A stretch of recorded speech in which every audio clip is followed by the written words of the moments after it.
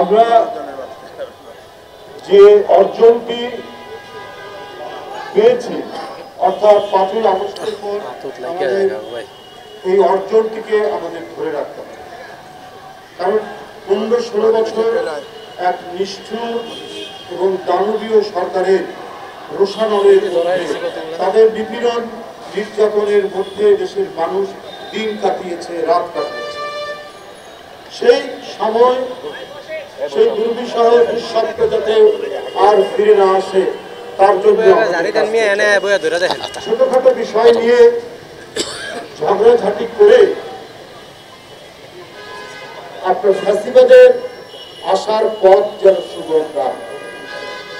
এই 15-16 বছর এই জাতিকে অনেক খেসারত দিতে হয়েছে, অনেক খেসারত দিতে হয়েছে। কোনো আইন ছিল না, কোনো কারণ ছিল না, কোনো ন্যায় বিচার ছিল না। শেখ হাসিনার হিংস্র প্রতিহিংসা চরিতার্থ করার জন্য ওরা আদালতকে ব্যবহার করেছে, ওরা আইন শৃঙ্খলা বাহিনীকে ব্যবহার করেছে, ওরা একের পর এক রাষ্ট্রযন্ত্রকে ব্যবহার করেছে।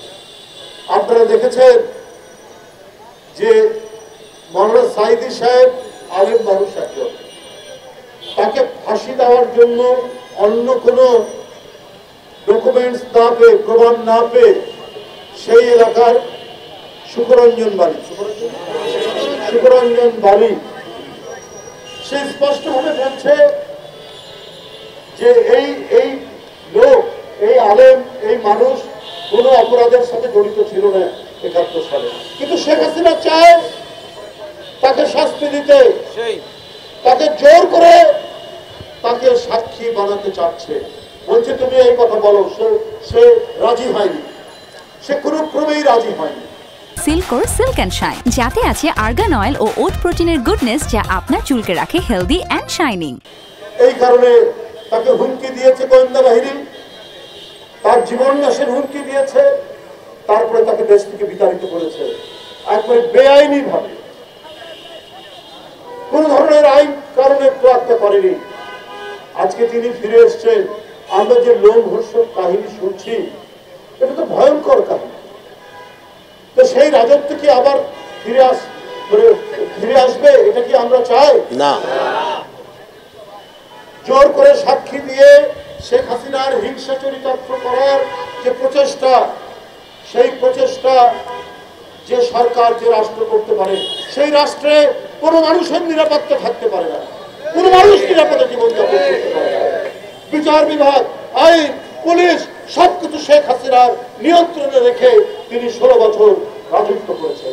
এই রাজত্ব ছিল হিংসার রাজত্ব, প্রতিহিংসার রাজত্ব, রক্তপান করার রাজত্ব। এই রাজত্ব ছিল এক শেখ হাসিনা, তার ছেলে, তার মেয়ে, তার ভাগ্নে ভাগ্নি, তাদের কায়েম করা রাজত্ব। এর বাইরে কেউ টু শব্দ করতে পারবে না। সেইটারই পুনরাবৃত্তি যদি আপনারা না চান, তাহলে সবাইকে কমপক্ষে কয়েকটা মিনিমাম আন্ডারস্ট্যান্ডিং এর মধ্যে আসতে হবে, এসে কাজ করতে হবে।